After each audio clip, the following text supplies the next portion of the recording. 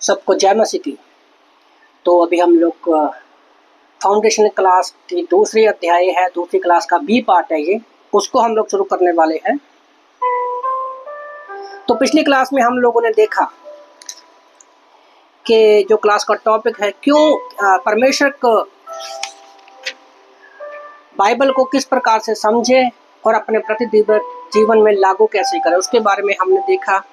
तो इसके 4 पॉइंट हैं और इसमें हम लोगों ने देखा कि बाइबल एक अनंत की पुस्तक है, ये सच्ची पुस्तक है और ये एक खजाने की पुस्तक है। और अभी जो दूसरा पॉइंट है कि बाइबल के वचनों को सच्चाइयों पर प्रार्थना पूर्वक अध्ययन करना है और मनन करना है। फिर हमने ये भी देखा कि बाइबल को कई हिस्सों में बांटा गया है, जैसे पुराने नियम को यहोशू से ईस्टर तक अलग है, पहली 5 पुस्तकें पेंटाटुक किताबें हैं, अय्यूब से श्रेष्ठ गीत तक ये साहित्य की बुद्धि की किताबें हैं, और यशायाह से दानियल बड़े भविष्यकर्ताओं की पुस्तकें हैं, और होशो से मलाकी ये छोटे भविष्यकर्ताओं की पुस्तकें। नए नियम में उस तरह से हमने देखा कि सुसमाचार की पत्रियां में यीशु मसीह के इतिहास के बारे में पता चलता है, और रोमियो से लेकर इब्रानी तक की पत्रियों के बारे में लिखा गया है, और इतिहास की पुस्तक जो है प्रेरितों के काम में है, और यहूदा से याकूब से यहूदा तक और प्रकाशित वाक्य की किताबें। तो इसमें हमने देखा। तो अभी हम इस क्लास में जानेंगे कि कैसे हम परमेश्वर के वचन के ऊपर मनन कर सकते हैं। तो एक राइटर हुए हैं J.I. पैकर के द्वारा लिखी गई किताब नोइंग गॉड है, तो उसके ऊपर मनन के बारे में बड़ा अच्छा लिखा गया है। याद रखिए, मैंने पिछली क्लास को इसलिए थोड़ा छोटा रखा ताकि मनन के ऊपर हम अच्छे से सीख सके, और ये मेरा फेवरेट टॉपिक है। जब आप इस बात को समझ जाओगे ना, तो आपको बाइबल पढ़ने में, अपने जीवन में लागू करने में बहुत हेल्पफुल होगा। तो बाइबल के अनुसार मनन की परिभाषा क्या है? जो लेखक है J.I. पैकर, उसकी किताब है नोइंग गॉड। तो वो कहते हैं, मनन परमेश्वर के वचन को दिमाग में लाने की एक क्रिया है और उसे बार बार सोचना तथा अपने जीवन के विभिन्न बातों में लागू करना है। मतलब बाइबल के वचनों को पढ़ा, अपने वचनों को अपने मन में रखा, और फिर आप उस पर मनन करते हो। तो जब आपकी कोई परिस्थिति आती है तो आप उन पढ़े हुए वचनों को अपने जीवन में लागू करते हो। जैसे किसी काम में, मार्ग में, उद्देश्य में और प्रतिज्ञाओं में परमेश्वर के वचन को पाया जाना मानना है। ओके, ये पवित्र विचारों की क्रिया है। एक और मनन की परिभाषा है, ये पवित्र, हमारे संसार के विचारों के नहीं, ये पवित्र जो परमेश्वर का वचन है, पवित्र विचारों की प्रक्रिया है। परमेश्वर ही की सहायता से परमेश्वर की संगति करना। तो परमेश्वर की सहायता के द्वारा ही परमेश्वर के साथ संगति करना। ओके, इसका उद्देश्य एक व्यक्ति के परमेश्वर के मानसिक और आत्मिक दृष्टिकोण के प्रति स्पष्ट है। वह जो जानता है कि उसका वचन क्या कर रहा है, ताकि अपना पूर्ण और व्यक्तिगत प्रभाव किसी व्यक्ति के दिमाग और दिल पर डाले।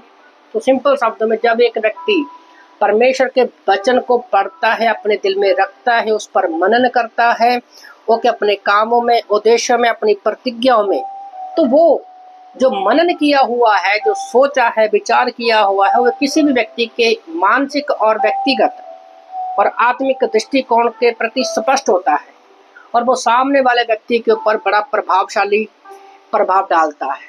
ओके, तो मनन के लिए पुराने नियम में इब्रानी भाषा का, तो मनन के लिए जो इब्रानी शब्द इस्तेमाल किया गया है पुराने नियम में, वो है सियाक, SIYACH, जिसका अर्थ है परमेश्वर के वचन को किसी खास पहलू पर बिना किसी आंतरिक और बाहरी विचारों के शांत चिंतन और अध्ययन करना। तो कई बार हमारे मन में एक सवाल पैदा होता है, हम मनन कैसे करो? तो बाइबल में मनन के लिए पुराने नियम में इब्रानी में एक शब्द इस्तेमाल हुआ है, सियाक, SIYACH, जिसका मतलब होता है कि आपने कोई वचन पढ़ा, उसके ऊपर आप अपने अंदर से कोई विचार नहीं कर रहे हो, और ना ही किसी ने जो बाहर आपको कुछ बोला है या कोई निर्देश दिया है उसको आप ले रहे हो, बल्कि आप परमेश्वर के वचन पर परमेश्वर की आत्मा के द्वारा परमेश्वर की सहायता से उस पर शांत चित्त होकर ध्यान करते हैं। मनन का ये मतलब होता है। ये बात पढ़ाने में या कहने में बड़ी आसान लग रही है यहाँ पर मुझे इस बात को समझने के लिए कम से कम 1 साल लग गया कि कैसे हम अंदर के विचारों और बाहरी विचारों को छोड़कर कैसे मनन कर सकते हैं। याद रखो, जिस दिन आप इस बात को समझ गए ना, आपको बाइबल पर मनन करने से शैतान कभी नहीं रोक पाएगा। और दूसरा, यूनानी में जो मनन का शब्द आया है उसके लिए इस्तेमाल किया गया शब्द है मिलाताओ, MELATAO, मिलाताओ। और इसका मतलब होता है सत्य को बार बार दोहराना और पूरी तरह से समझने के लिए इस पर ध्यान करना। तो सिंपल शब्दों में एक वचन के द्वारा हमें सच्चाई आई, उसको हम बार बार मनन करते हैं, सोचते हैं, बिना किसी अंदर के विचारों के या बाहरी विचारों के। ओके, बार बार उसको दोहराते हैं और तब तक उसको समझने की कोशिश करते हैं जब तक वो हमें क्लियर ना हो जाए। और मैं आशा रखता हूँ कि आप इस बात को समझने की कोशिश करेंगे, क्योंकि जब मैंने क्लास किया तो मुझे बड़ा अजीब लगा और मुझे 1 साल लगा इस बात को समझने में। भजन संहिता 1 में परमेश्वर का वचन कहता है, क्या ही धन्य है वह पुरुष जो दुष्टों की युक्ति पर नहीं चलता और ना ही पापियों के मार्ग में खड़ा होता है और ना ठट्ठा करने वालों की मंडली में बैठता है, परंतु वह तो यहोवा की व्यवस्था से प्रसन्न रहता है और उसकी व्यवस्था पर दिन रात रहता है, दिन रात ध्यान करता रहता है। वह उस वृक्ष के समान है जो बहती नालियों के किनारे लगा हुआ है और अपनी रुत में फलता है और जिसके पत्ते कभी मुरझाते नहीं। इसलिए जो कुछ वह पुरुष करता है वह सफल होता है। परमेश्वर हमें भजन संहिता 1:2 में कहता है, परंतु वह तो यहोवा की व्यवस्था से मनन, व्यवस्था से मतलब बाइबल के वचनों से प्रसन्न रहता है और उसकी व्यवस्था पर रात दिन ध्यान करता है। आज बहुत से लोग हैं, पढ़ते तो हैं पर उस पर मनन नहीं करते और वो उनके जीवन में कोई आत्मिक वृद्धि नहीं होती। डॉक्टर कार्ल स्टीवन ने ऊपर दी गई टिप्पणी पर निम्नलिखित बहुत ही उपयोगी बात कही है। तो डॉक्टर कार्ल स्टीवन जो है, जिन्होंने greater grace fellowship world outreach की स्थापना की अमेरिका से, बोल्टीमोर से, ये उनकी बात है। हमारे जो इंडिया के पास्टर कार्ल सिल्वा है, उन्होंने ये किताब लिखी है। तो ये मेन फाउंडर है पास्टर कार्ल स्टीवन जो वर्ल्ड के फेमस है। ओके, तो वो एक टिप्पणी करते हैं कि भजन संहिता 1:1 में जो शब्द आया है, धन्य है वो व्यक्ति। ओके, क्या ही धन्य है वो व्यक्ति। तो उसके लिए शब्द जो है, धन्य के लिए जो शब्द है, इब्रानी भाषा में बहुवचन संज्ञा इस्तेमाल किया है, जिसका मतलब होता है आनंद। ओके, मतलब धन्य कहा गया वो एक आनंदित हुआ व्यक्ति है, आनंद करता है, उसके अंदर वो अलग ही आनंद होता है। वो एक क्रिया के रूप में लिया गया है कि इस प्रकार से वह व्यक्ति जो परमेश्वर के नियम पर आनंद करता है और प्रतिदिन उन पर मनन करता है, वह आनंद और प्रोत्साहन के आश्चर्य स्रोत को प्राप्त करेगा। तो जो परमेश्वर के नियम पर अपना खुशी जाहिर करता है तो जीवन में भी वो उत्साहित होगा। ये कहने का मतलब है। व्यवस्था शब्द के लिए एक और अर्थ स्पष्ट सिद्धांत है कि परमेश्वर के साथ वचन के प्रत्येक विषय पर परमेश्वर की आयतों पर कैसे सोचें। ओके, तो एक टॉपिक लेते हैं हम, उसके लिए वचनों को लेते हैं और फिर उसकी आयतों पर हम परमेश्वर के वचन के द्वारा मनन करते हैं, सोचते हैं। ओके, जिस प्रकार से हम स्पष्ट सिद्धांतों को अपने हृदय में छिपाते हैं और परिपक्वता से परमेश्वर के साथ सीखते हैं, तो पवित्र आत्मा हमारे व्यक्तिगत जीवन में और दूसरों की सहायता करने में आने वाली परेशानियों के लिए सलाह देने के लिए विश्वास योग्य और परमेश्वर के वचन पर दिन रात मनन करना ही मुख्य बात है। तो ये थोड़ा सा हैवी हो सकता है आपके लिए, पर फिर भी मैं आप लोगों को बोलना चाहूँगा कि जितना आपको समझाता है आप उतना समझने की कोशिश कीजिए। ओके, मनन करने का मतलब ये है कि वचनों को पढ़ के हम उसको अपने जीवन में लागू करते हैं पवित्र आत्मा के द्वारा। ओके, तो चार्ल्स स्टेनली ने अपने, एक राइटर हुआ है चार्ल्स स्टेबली, उसने अपनी पुस्तक में लिखा है living to voice of God, listening to the voice of God में लिखते हैं कि व्यक्तिगत गुप्त मनन प्रभु के साथ अकेले और उसके सामने शांत होने पर आरंभ होता है। तो मनन करने के लिए सबसे पहले हमें क्या करना है?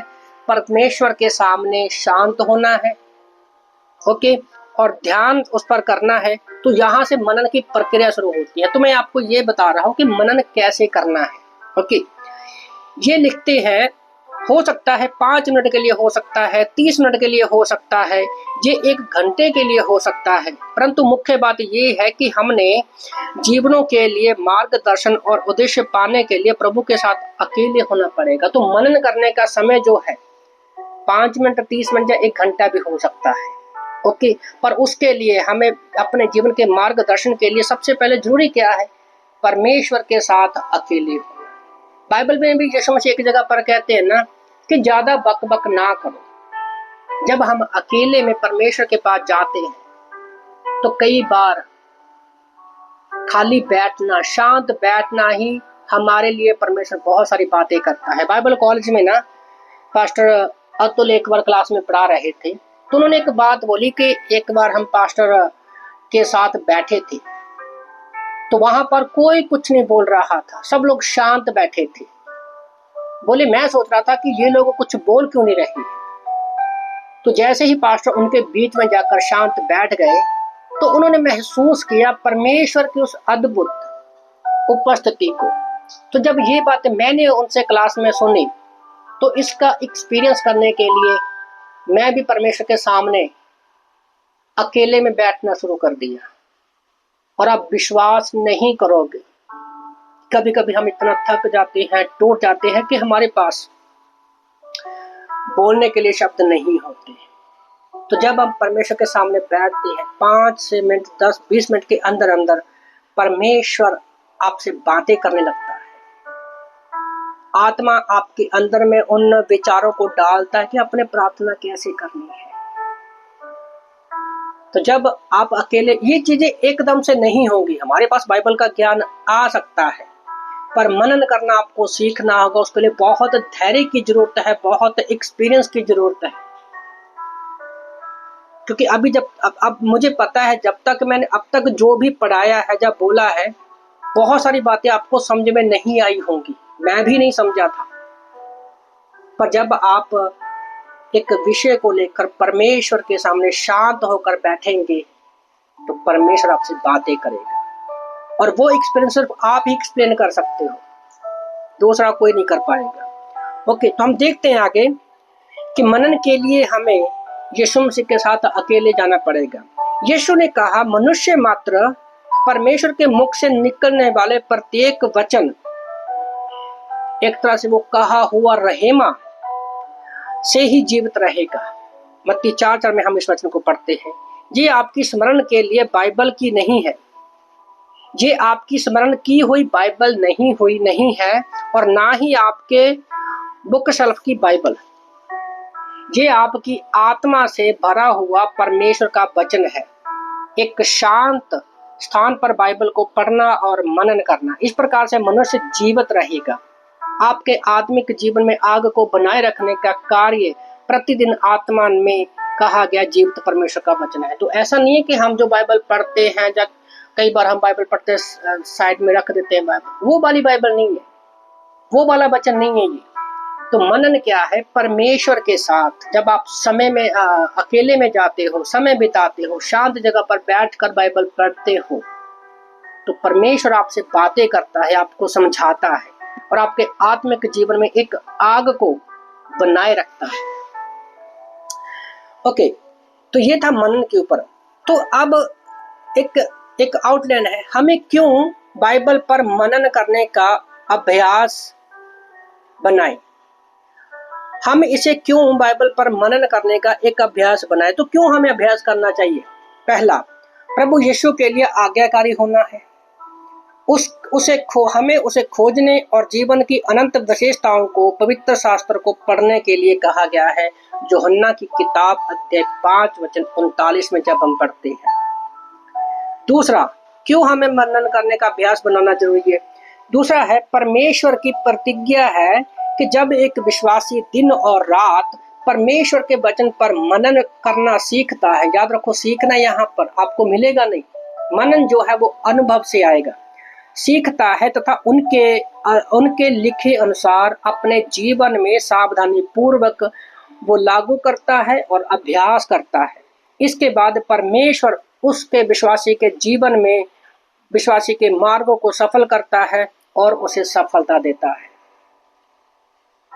ये बात बहुत इंपॉर्टेंट है। आज मैं काफ़ी मेरे पास व्हाट्सएप के ग्रुप्स हैं और कई मेरे दोस्त मित्र कुछ विश्वासी लोग ग्रुप में मुझे कई तरह के ना पास्टरों के मैसेज भेजते हैं, आप इस पास्टर का मैसेज सुनो, ये बड़ा अच्छा प्रचार करता है। ओके, कई प्रकार के पास्टरों के मैसेज मेरे पास भेजते हैं, पर मैं उनको एक ही चीज कहता हूँ, अच्छी बात है आप भेज रहे हो, कर रहे हो, सब कुछ ठीक है, पर मैं उनको एक ही चीज पूछता हूँ कि आपने बाइबल में क्या पढ़ा है वो मुझे आप लिख कर भेजो, वो आप मुझे बताओ कि आपने क्या पढ़ा, परमेश्वर ने आपसे क्या बात की।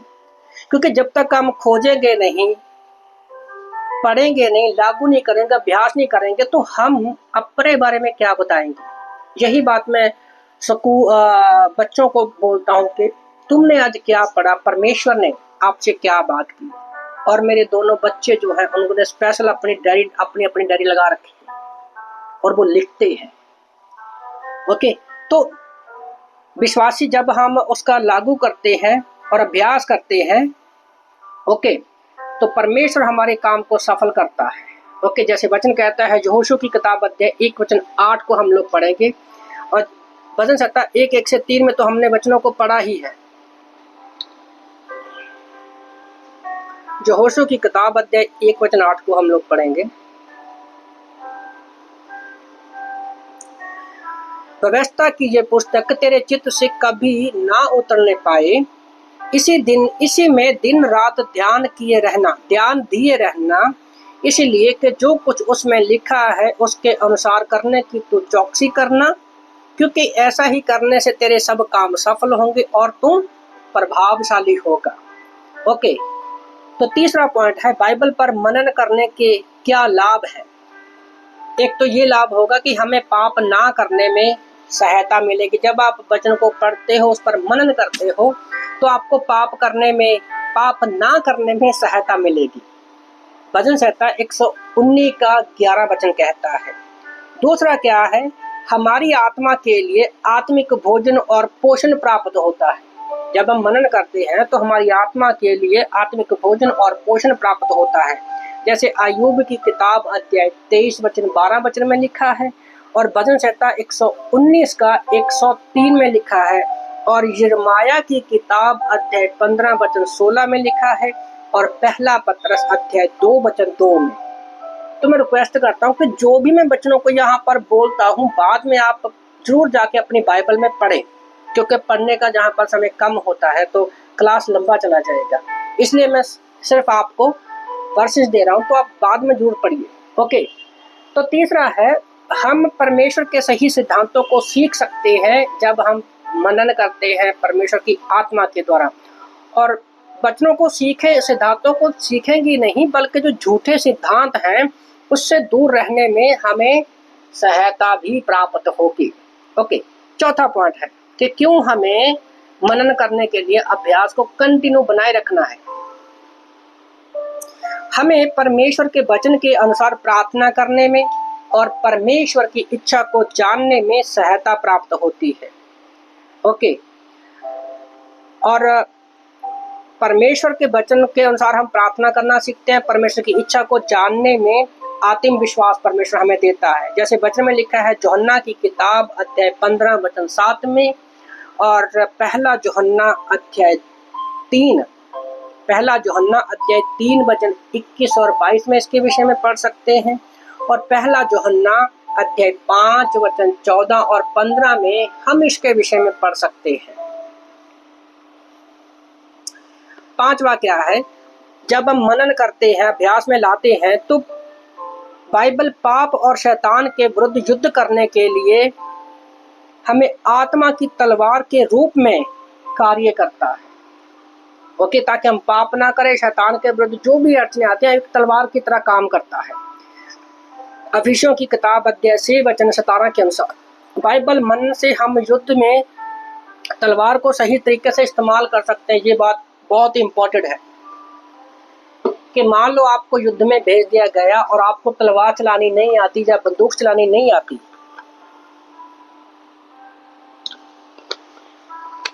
तो निशाना जो है दुश्मन के ऊपर लगाने की बजाय हम अपने ही लोगों पर तलवार चला सकते हैं या निशाना लगा सकते हैं। इसलिए क्या जरूरी है, बाइबल के सिद्धांतों को सीखना जरूरी है।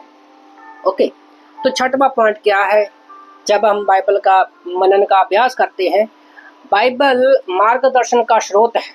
भजन संहिता 119 का 105 में परमेश्वर वचन कहता है, तेरे वचन मेरे पांवों के लिए दीपक और मेरे मार्ग के लिए उजाला है।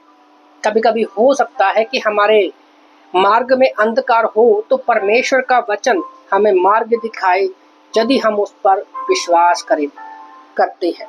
ओके, तो अब मनन के बारे में सीख लिया, इसको लागू करते तो उसके भी फायदे हम सीख ले। अब क्या होगा कि हमें मनन करना कब चाहिए। ओके, अब इस पॉइंट को आप लिखिए कि हमें मनन कब करना चाहिए। तो भजनकार भजन संहिता में लिखता है, भजन संहिता 119 115 में,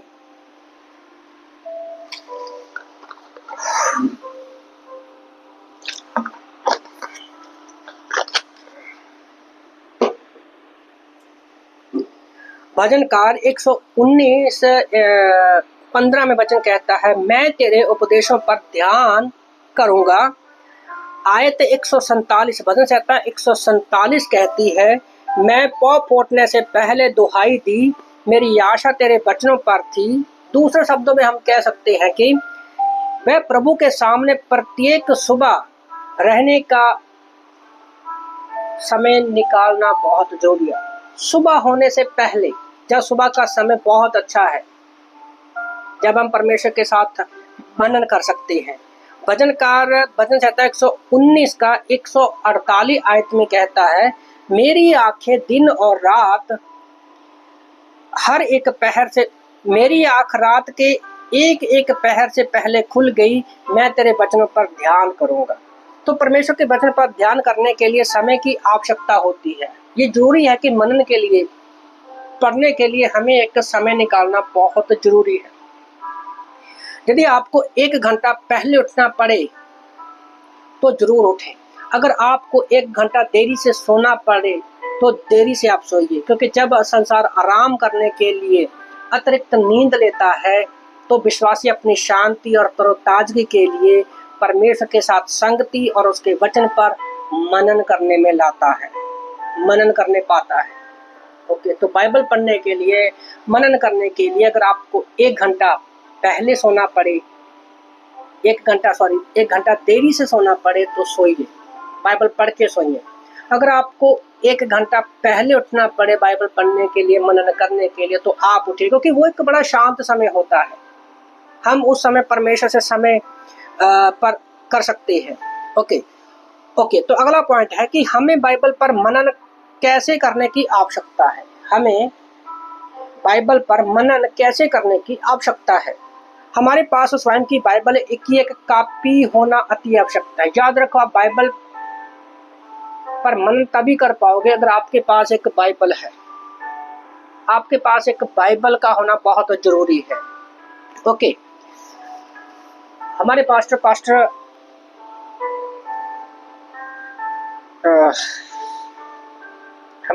थे एक पास्टर किशोर, उन्होंने एक बात कही थी कि मेरे पास 3 बाइबल है। मेरी गाड़ी में एक बाइबल रहती है, मेरे घर में एक बाइबल रहती है, और एक छोटी बाइबल मेरे पॉकेट में, मेरे बैग में रहती है। तो जो व्यक्ति बाइबल का बोझ नहीं उठा सकता ना, वो आगे किसी का बोझ नहीं उठा सकता। याद रखिए। तो ये बात मेरे दिल को बड़ी लगी। ओके, तो आज मेरे पास भी बाहर जाने के लिए बाइबल अलग है, घर में स्टडी करने के लिए बाइबल अलग है, और एक बाइबल मेरे बाइक में रहती है। तो बाइबल का होना बहुत जरूरी है। ओके, एक नोटबुक और पेन होना बहुत जरूरी है। तो बाइबल, नोटबुक, पेन मेरी बाइबल के बीच में रहते हैं। ओके, तो इसलिए कि आप महत्वपूर्ण आयतों को चिन्हित कर सकें और जहां कहीं आवश्यकता हो तो मार्जिन के अपने विचारों और टिप्पणियों को लिख सके। अगर आप मेरी बाइबल को देखोगे तो बाइबल को जब आप पढ़ते हो तो कई बार हमारे मन में कोई परमेश्वर विचार डालता तो हम उस पर लिख सकते हैं। और ग्रेटर ग्रेस में मैंने सभी पास्टरों को देखा है कि उनकी बाइबल लिख कर काली पड़ी होती है, और मैं सोचता था कि पता नहीं कैसे ये बाइबल को काली करते थे।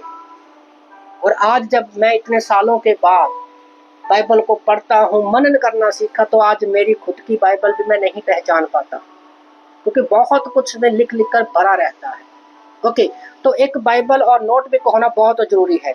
यदि आप एक मानक बाइबल चाहते हैं, ओके, मतलब बाइबल की कुछ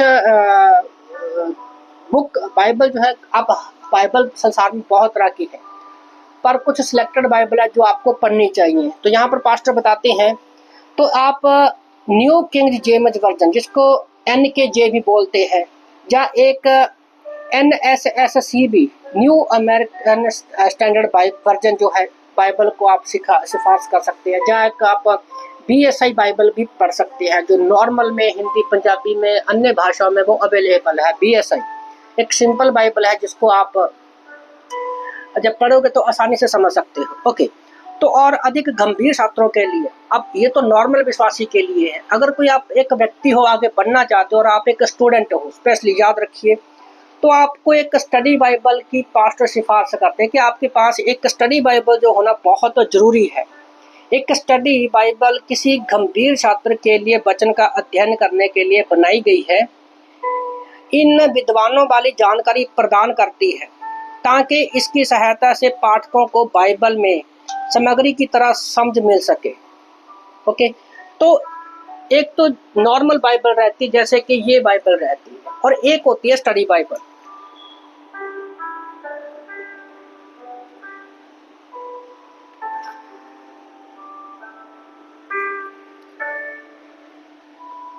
और एक होती है ये स्टडी बाइबल, जिसको पास्टर बोल रहे हैं कि अगर आप एक छात्र हो, आप सचमुच आगे बढ़ना चाहते हो, तो आपको एक स्टडी बाइबल होना बहुत जरूरी है। ये एक स्टडी बाइबल है, वह हमारा ग्रेटर ग्रेस इसको रेकमेंड करता है, क्योंकि बाइबल, बहुत सारी बाइबलें हैं, हम हर किसी को नहीं कर सकते। तो ये एक स्टडी बाइबल है जिसको रायरी बोलते हैं। तो पहले ही साल में मैंने बड़ी मेहनत के साथ थोड़े थोड़े पैसे जोड़कर ये 1500 की बाइबल ली थी। अब इसकी तो कीमत बहुत बढ़ गई है। तो इसमें क्या है कि जैसे हम पढ़ते हैं ना, तो साथ में यहाँ पर आयतें लिखे, उससे रिलेटेड जो है वचन लिखे रहते हैं।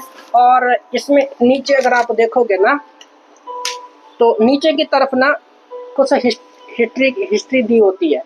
तो इसमें हमें समझने में, जब हम किसी वचन को पढ़ते हैं, हमें बहुत मदद मिलेगी। इसलिए आपके पास एक स्टडी बाइबल का होना बहुत ज़रूरी है। अब मेरे पास तो बहुत सारी मैंने स्टडी बाइबल ली है, और हमारे चर्च में भी कहा जाता है कि हमारी खुद की एक लाइब्रेरी होना बहुत ज़रूरी है। ओके, तो एक मुख्य अंतर है जो स्टडी बाइबल और एक सामान्य बाइबल में होता है। अध्ययन के नोट्स और लेख होते हैं जो वचन के साथ स्टडी बाइबल में लगे होते हैं। ओके, बाइबल के नोट्स खास तौर पर बाइबल को, मैंने वही बताया कि उसके बारे में एक वचन को लेकर जो स्टडी बाइबल है तो उसे थोड़ा सा एक अच्छे से एक्सप्लेन किया होता है। ओके, जैसे इतिहास की, संस्कृति की, उसके बारे में लिखा होता है। ओके, जैसे फिर किसी क्लास में वो अच्छे से एक्सप्लेन करूँगा। अन्य बाइबल उपकरण जैसे स्टडी बाइबल, और इसके अलावा और भी बहुत सारी किताबें हैं। जैसे एक बाइबल रेफरेंस होता है, कोर्स होता है ना, जहाँ कुछ टॉपिकल इंडेक्स होते हैं। कैसे समझाऊँ मैं सिंपल शब्दों में। बाइबल में एक वचन होता है, एक शब्द होता है, उस बाइबल का शब्द के लिए एक पूरी स्टडी बाइबल आती है कि वो बाइबल का मीनिंग क्या है, अर्थ क्या है। वो जो बाइबल में खुलकर एक्सप्लेन नहीं किया होता, पर वो बाइबल के बाहर उस शब्द को अच्छे से एक्सप्लेन किया होता है। ओके, तो वो चीज़ें भी आप ले सकते हो। तो मुझे बड़े दुख के साथ कहना पड़ रहा है कि बाइबल जो बड़े बड़े पास्टर हैं, जिनको काफ़ी साल चर्चेज में हो गए हैं, मैं मेरी एक इच्छा होती है कि हर एक पास्टर के पास जो सेवकाई करता है, कम से कम उसके पास एक स्टडी बाइबल तो होती है, पर वो ज़्यादातर से साधारण बाइबल से ही प्रचार करते हैं। ठीक है, प्रचार के लिए अच्छी है, पर घर में एक कम से कम स्टडी बाइबल होना बहुत ज़रूरी है। एक बार मैं बुक सेलर में खड़ा था, तो वहाँ पर एक पास्टर आए, तो मैं कुछ नई स्टडी की बाइबल खोज रहा था। तो वहाँ पर मैंने पास्टर को रेकमेंड किया कि पास्टर ये रायरी बाइबल आई है, ठीक है, और ये हमारे प्रचार में हमारी सहायता करती है, मदद करती है, तो इससे आपकी उन्नति होगी, आप चर्च में अच्छा पढ़ाने में भी आपको मदद होगी। तो उस पास्टर ने सिर्फ सिंपल बाइबल ली, जबकि उसके पास पहले ही वो बाइबल थी। तो बोला देखेंगे, कभी मन करेगा तो उस बाइबल को ले लेंगे। तो मेरा मन बड़ा दुखी हुआ कि कम से कम हम एक स्टूडेंट हैं, ओके, तो हमारे पास एक स्टडी बाइबल का होना बहुत ज़रूरी है। ओके, तो जहाँ पर पास्टर कुछ बाइबल बताते हैं जिनमें आती हैं, आप स्टडी के लिए पढ़ सकते हो, जैसे द रायरी स्टडी बाइबल जो मैंने अभी आपको दिखाई वो मेरे पास है। थॉमसन चेन रेफरेंस बाइबल ये भी मेरे पास है। Okay, Wallington guide to the Bible ये भी एक बाइबल है जिसको आप पढ़ाई के लिए अच्छी है। Okay, the new अंगर Bible dictionary, the Bible knowledge commentary, तो बाइबल की एक कमेंट्री भी मेरे पास एक दो है, जिससे मैं किसी वचन को जब पढ़ता हूँ प्रचार करने से पहले उसके ऊपर मैं सच्चाई से गहराई से जानता हूँ। क्योंकि याद रखो, हम अपनी ओर से कुछ भी नहीं बोल सकते। आज परमेश्वर ने हमारे सामने बाइबल को रखा है, उसको अच्छे से समझ सकते हैं, पढ़ सकते हैं, क्योंकि हर एक वचन को प्रचार करने के लिए ओरिजिनल बाइबल में उसका मतलब क्या है वो जानना बहुत जरूरी है। ओके, तो एक पेंसिल और नोटबुक का होना भी आपके पास बहुत जरूरी है। ओके, तो यहाँ पर पास्टर कहते हैं अपने साथ एक आत्मिक डायरी पत्र का रखना, तारीख के अनुसार चिन्हित करना, और कई सारे बिंदुओं को लिखना जिन्होंने परमेश्वर आपसे बात कर रहा है और आपके शांति के समय प्रोत्साहित करता है। तो जब मैं नॉर्मल बाइबल पढ़ता हूँ तो परमेश्वर हमसे बहुत सारे टॉपिक देता है, आप उसको अंडरलाइन कर सकते हैं, बाद में उस पर आप मनन कर सकते हो। ओके, तो मैं हमेशा आपके हाथ में एक पेंचा पेंसिल लेकर बाइबल पढ़ता हूँ। क्यों? क्योंकि मैं प्रभु के साथ प्रभु से प्राप्त करने की अपेक्षा करता हूँ कि परमेश्वर आज मुझसे कुछ बात करेगा। हमेशा पेन पेंसिल लेकर पास्टर बोलते हैं कि मैं पढ़ने बैठता हूँ। यदि आप कुछ प्राप्त करने की अपेक्षा करते हैं तो आप उसको लिखने के लिए तैयार रहें। जैसे मैंने क्लास में बोला था कि आपको नोट्स बनाने होंगे, नोट्स लिखने होंगे, जो परमेश्वर ने आपसे बात की है उन बातों को लिखना जरूरी है। तो ये मैंने भी सीखा है अपने पास्टरों से, और आज अगर मैं यहाँ पर खड़ा हूँ आपसे बातें कर रहा हूँ तो अपने पास्टरों को देखकर कि वो कैसे विश्वास में चलते, क्योंकि इब्रानी की किताब 13 वचन 7 में परमेश्वर का वचन कहता है कि जिन पास्टरों के विश्वास का अनुसरण करो, उनके चाल चलन को देखकर उनके साथ बने रहो। तो मैंने उनको देखा है कि कैसे वो इतनी बड़ी मिनिस्ट्री खड़ी कर सके, अलग जगह पर अपनी कलीसिया को स्थापित कर सके, इतने चर्च में लोग कैसे आते हैं। तो वो बाइबल को लिखते थे। तो आज मैं भी वही करता हूँ, अपने चर्च में भी मैं वही बात करता हूँ कि परमेश्वर के साथ जब हम बैठते हैं बाइबल, नोटबुक और पेन होना बहुत ज़रूरी है। मैं आशा करता हूँ कि आप ऐसा करेंगे। जहाँ पर एक कहावत है, एक कमज़ोर स्याही, इस कहावत को ध्यान से सुनना, एक कमज़ोर स्याही उत्तम याद से कहीं बेहतर है। स्याही कमज़ोर होती है पर हमारी याददाश्त से कहीं ज़्यादा वो बेहतर है। अपनी व्यक्तिगत आत्मिक डायरी को प्रतिदिन खोलने एक विशेष बात होती है, और देखें कि परमेश्वर आपके साथ प्रतिदिन क्या बांटा है, क्या आपके विश्वास को बढ़ाया। रोमियो 10:17 कहता है विश्वास सुनने से आता है और सुनना मसीह के वचन से होता है। ओके, तो जिस प्रकार आप पढ़ते हैं तो उस प्रकार वचन का पाठ, वचन के ऊपर आप अपना ध्यान केंद्रित कर सकते हैं। ओके, जब इसे ध्यान से पढ़ते हैं तो इसे बार बार पढ़ें और इसे जिज्ञासा से पढ़ें। ऐसा नहीं कि हम लोग नॉर्मल ही पढ़ें। अगर आप चाहते हैं कि परमेश्वर के वचन को किस प्रकार समझें, अपने जीवन में लागू करें, जो हमारी क्लास का टॉपिक है, तो उसको आपको बार बार पढ़ना होगा, ध्यान से पढ़ना होगा और उसको जिज्ञासा के साथ पढ़ना होगा कि इसमें से मुझे जरूर कुछ मिलेगा। इस पर ध्यान दें कि क्या है क्या नहीं है। उदाहरण के लिए मत्ती की किताब अध्याय 2 वचन 1 और 2 को जब हम पढ़ते हैं तो ध्यान दें, यहाँ पर पास्टर ने बहुत अच्छी एग्जाम्पल दिया है कि आप बाइबल को पढ़ते हैं या ध्यान से पढ़ते हैं, उसमें फर्क देखिए। कि मत्ती की किताब अध्याय 2 1 2 में जब हम पढ़ते हैं तो पूर्व से बालक यीशु को दंडवत करने के लिए कितने ज्योतिषी आए। परंपरा के अनुसार 3 लोगों के बारे में बताया गया है, हालांकि वचन ये नहीं बताता कि कितने लोग हैं। लो जी, आजकल मैं बहुत सारे क्रिसमस के समय में भी मैंने खुद ये देखा है, मैं पास्टर से ऐसी बातों में पूछता हूँ कभी कभी, कितने ज्योतिषी आए थे, बोलते हैं 3 आए थे।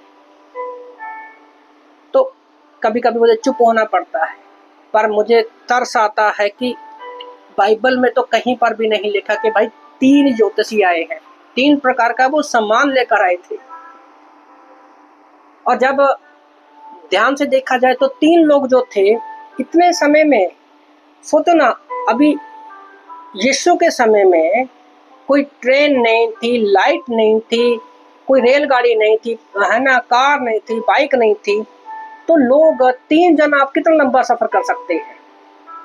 तो 3 जन तो कभी सफर लंबा करेंगे नहीं।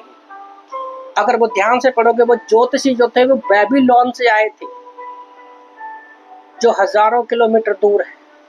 तो 3 ज्योतिषी नहीं आए। तो जब भी हम देखते हैं बाइबल में, आप देखोगे कि बहुत सारे लोग चले तो वो झुंड के झुंड चले, अकेला कोई भी नहीं आए। तो इसलिए बाइबल के वचनों को ध्यान से पढ़ना जरूरी है। वो 3 प्रकार का, ठीक है, 3 प्रकार की चीजें लेकर आए। ओके, तो यही बात होती है ध्यान से कितना पढ़ते हो। ओके, तो जबकि बाइबल एक बड़ा भाग आसान और समझने योग्य हो सकता है, कुछ भाग समझने के लिए कठिन है। जिस प्रकार से संस्कृति अभिव्यक्ति के लिए कथनों को, भविष्यवाणियों को या नीति वचनों के संकेतों को उपयोग के 21वीं सदी के पाठकों के लिए अपरिचित है। यही वह जगह है जहां पर बाइबल स्टडी, कुछ बाइबल स्टडी गाइड और प्रत्यक्ष पासवान का बाइबल शिक्षक की सहायता से हो सकते हैं।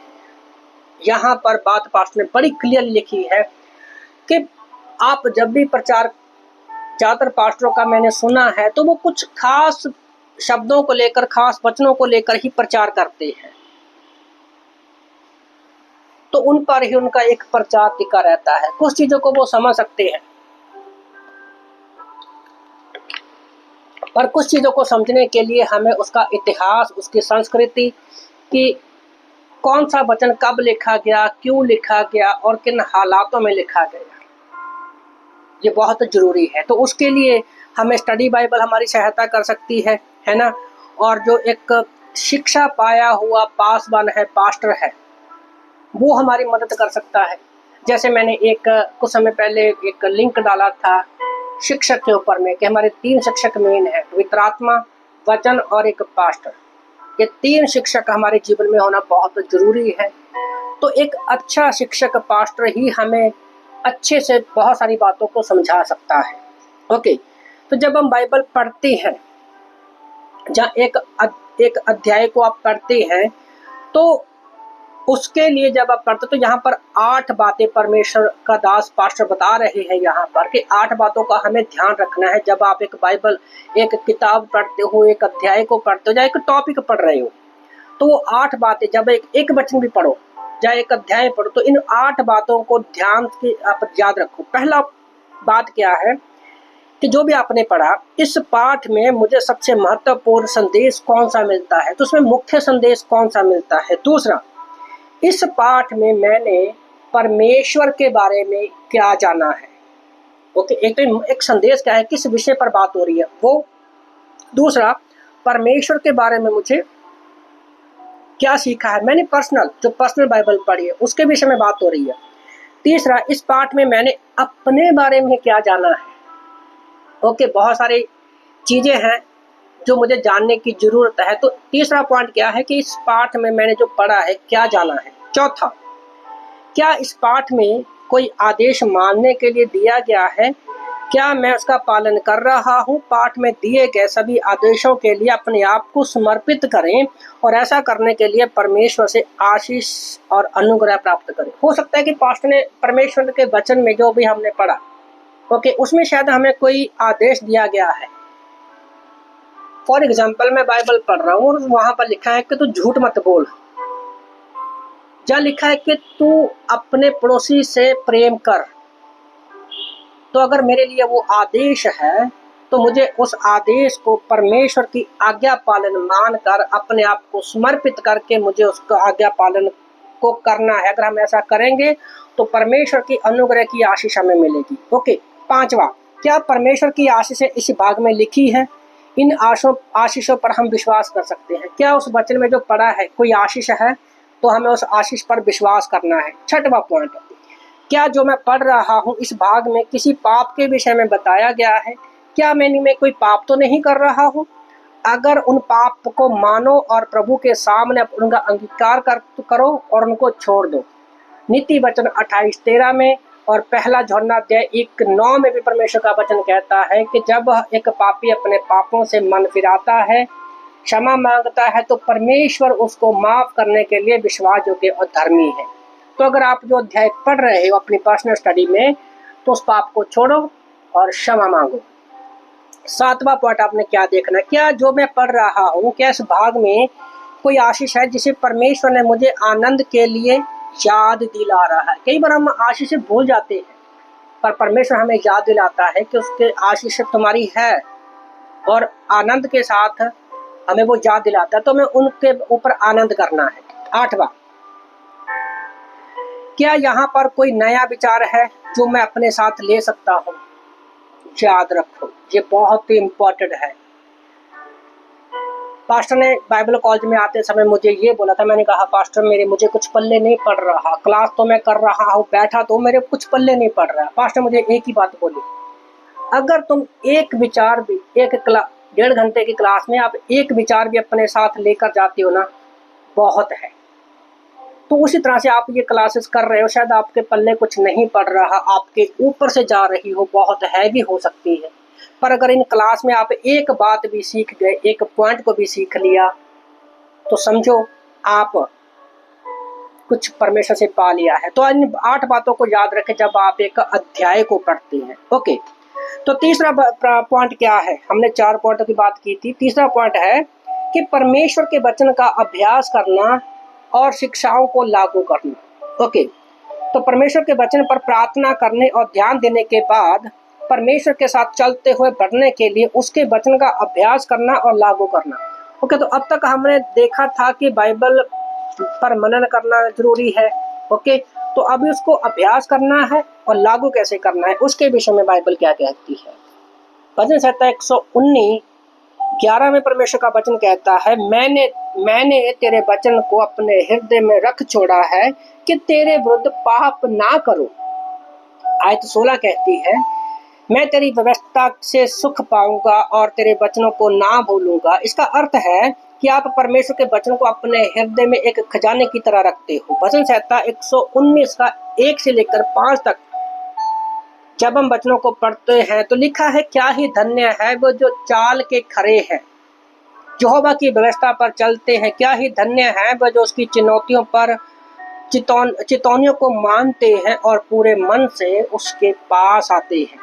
वचन की कई आयतों को हमें बताया गया है कि परमेश्वर के वचन के मात्र सुनना ही काफी नहीं है। याद रखो, आप चर्च में जाते हैं, बाइबल पढ़ते हैं, उसको सिर्फ पढ़ना या सुनना ही काफी नहीं है। बार बार हमें दिलाया जाता है कि व्यक्ति जो परमेश्वर के वचन पर मनन करता है उसके वचन के अनुसार वो कार्य भी करता है और वो आशीषित भी होता है। यहोशू 1:8 में परमेश्वर का वचन कहता है, यहोशू 1:8 में लिखा है, उन सबको मानने में चौकसी करना। भजन संहिता 1 से 3 में लिखा है कि जो काम वह पुरुष करे वो सफल होता है। यूहन्ना 13:17 में कहता है कि तुम तो ये बातें जानते हो कि यदि उन पर चलो तो धन्य हो।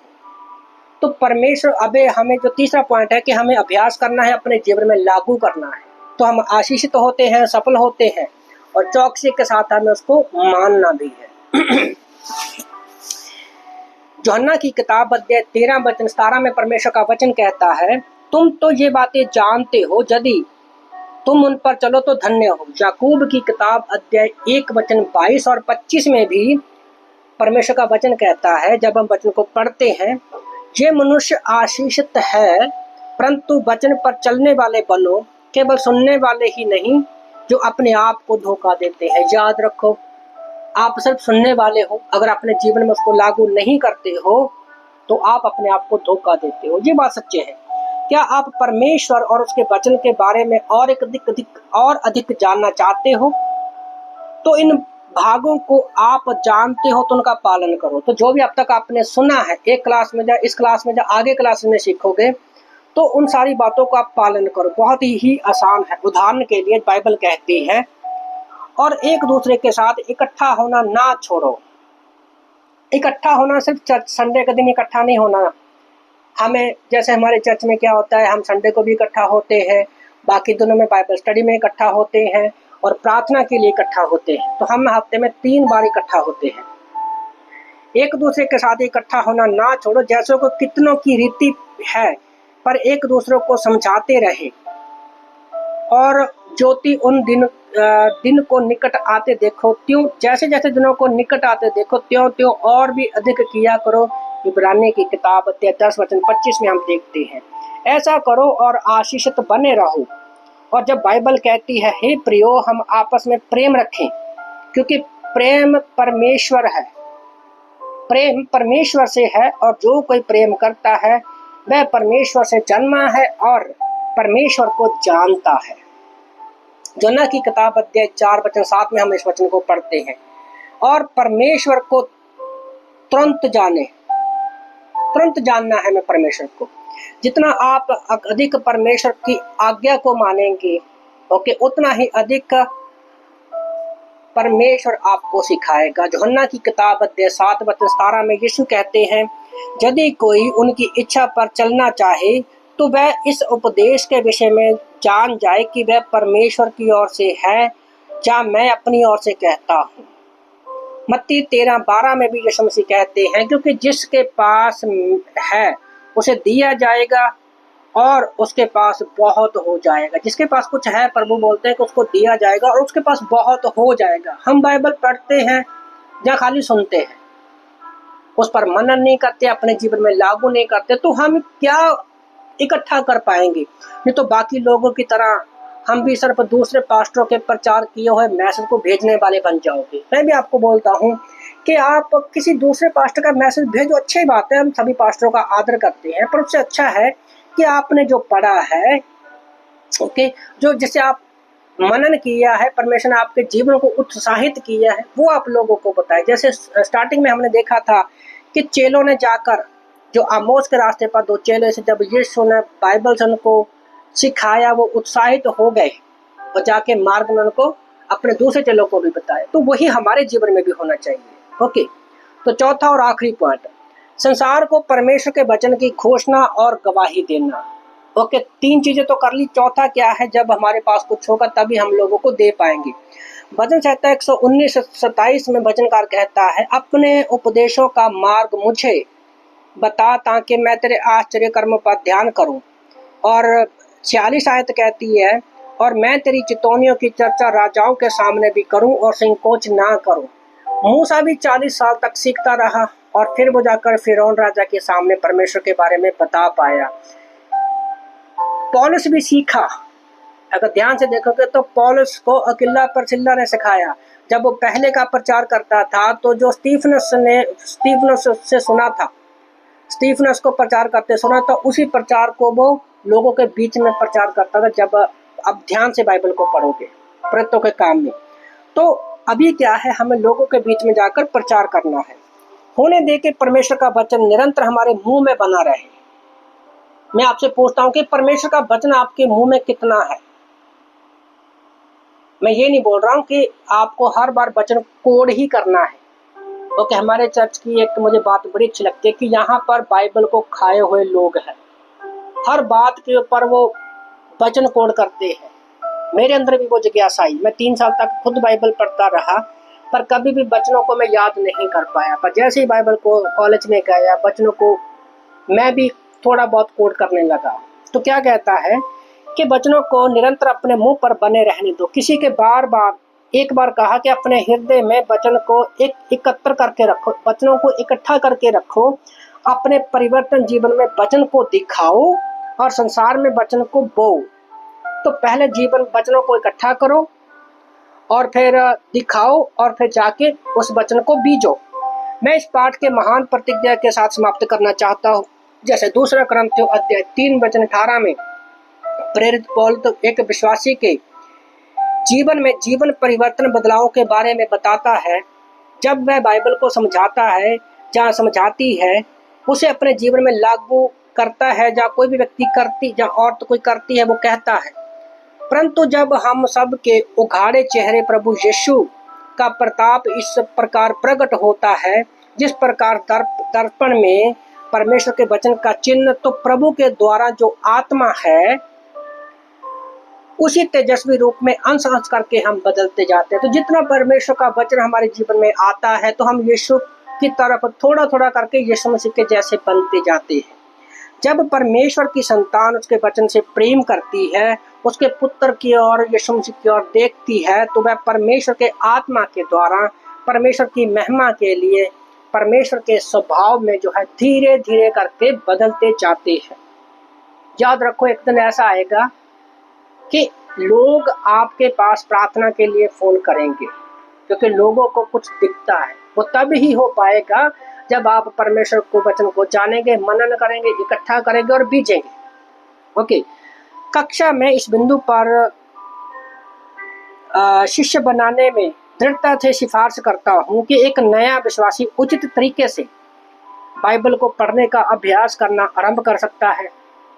इस बात का सुझाव दिया जा सकता है कि उत्पत्ति से आरंभ करें, इसके बाद लुक्का के सुसमाचार को पढ़ना है। उन पुस्तकों के द्वारा समाप्त करने के द्वारा उन्हें निर्गमन की किताब को पढ़ना आरंभ करना चाहिए, जहाँ फिर यूहन्ना की सुसमाचार की पत्री को पढ़ सकते हैं। ये केवल तभी होता है जब एक नया विश्वासी स्वयं से बाइबल पढ़ना आरंभ करता है। ओके, बाइबल का कौन सा हिस्सा पढ़ना है वो बहुत किसी के कहने पर नहीं, ये नए विश्वासी के अंदर एक उत्तेजना होनी चाहिए ताकि वह पवित्र शास्त्र के महत्व को देखे और उसके सामर्थ्य को पहचाने कि वचन उसके जीवन में क्या कर सकता है। उन्हें बाइबल पढ़ने के लिए उत्साहित करें। जिन भागों को वो नहीं समझते उन्हें चिन्हित करने के लिए कहें। अगर किसी को बाइबल पढ़ने के लिए आप बोलते हो तो उनको बोलो कि वो बाइबल को पढ़े। अगर कोई बात समझ में नहीं आती, उन्हें आप अंडरलाइन कर सकता है या नोटबुक पर लिख सकता है और बाद में अपने पास्टर के पास जाकर उन बातों को सीख सकता है। एक नए विश्वासी को शिष्य बनाने करने का ये एक बहुत ही अच्छा तरीका है। उन्हें मसीही बुनियादी सच्चाइयों को सिखाना, उससे बाइबल अध्ययन कार्यक्रम को आरंभ करवाएं। वास्तव में बिना कहे ही सत्य है, उनके बाइबल पर विश्वास करने वाली कलीसिया में जाने के लिए प्रोत्साहित करें, जिससे कि अन्य विश्वासियों के साथ वह संगति कर सके और मसीह की देह में जीवन का आनंद ले सके। तो सिंपल शब्दों में पास्टर यहाँ पर कहना चाहते हैं कि हमें ऐसी कलीसिया की खोज करनी चाहिए, जहाँ हमारी कलीसिया ऐसी होनी चाहिए जो वचन से प्रेम करने वाली हो। शैतान बहुत चालाक है। शैतान चाहता है कि लोग चर्च में से चिन्ह चमत्कार, बीमारियों या परेशानियों से, जब पैसे के लिए, संपत्ति के लिए आए। वो सही नहीं है सर। जब आपके जीवन में वचन होगा, मैं आपसे वादा करता हूँ परमेश्वर उन सारी चीजों को बिना प्रार्थना किए भी आपके जीवन में पूरा करेगा। ओके, तो मुझे एक वचन बड़ा पसंद है, रोमन की किताब अध्याय 8 वचन 32 में परमेश्वर का वचन कहता है, जब मैंने तुम्हारे पैदा होने से पहले ही अपने इकलौते बेटे को दे दिया तो बाकी चीजें परमेश्वर हमारे जीवन में क्यों नहीं करेगा। तो इसीलिए इन 4 पॉइंट को आप अपने जीवन में रख सकते हैं। ओके, 4 पॉइंट को कि परमेश्वर के वचन के महत्व पर, परमेश्वर का वचन महत्वपूर्ण क्यों है, इस पर विचार करना। इसको मैंने अच्छे से एक्सप्लेन किया। दूसरा है परमेश्वर के वचन को प्रार्थना पूर्वक अध्ययन करना और सच्चाइयों पर मनन करना। तीसरा है वचन की शिक्षाओं का अभ्यास करना और उसे लागू करना। चौथा, वचन की घोषणा करना और फिर उसकी गवाही संसार में देना। ओके, तो क्लास का जो भी नोट्स हैं आप ले सकते हैं और इसके पीछे जो भी आपको असाइनमेंट दिया गया है वो क्लास आप जो असाइनमेंट है वो आपको जरूर करना है। ओके, क्लास का जो असाइनमेंट करना है नोट्स जो है आप अपनी नोटबुक पर भी बना सकते हो, पर जो असाइनमेंट आपको देना है वो A4 साइज पर पास्टर का नाम, अपना नाम, तारीख, ओके, तो और क्लास का नाम कौन सा है वो डालकर आप अपना असाइनमेंट दे सकते हैं। तो आइए प्रार्थना करते हैं। सर्वशक्तिमान परमेश्वर प्रभु यीशु, हम आपकी महिमा करते हैं प्रभु। धन्यवाद प्रभु, आज हमने जाना कि कैसे हम आपके वचन को समझें और अपने जीवन में लागू करें।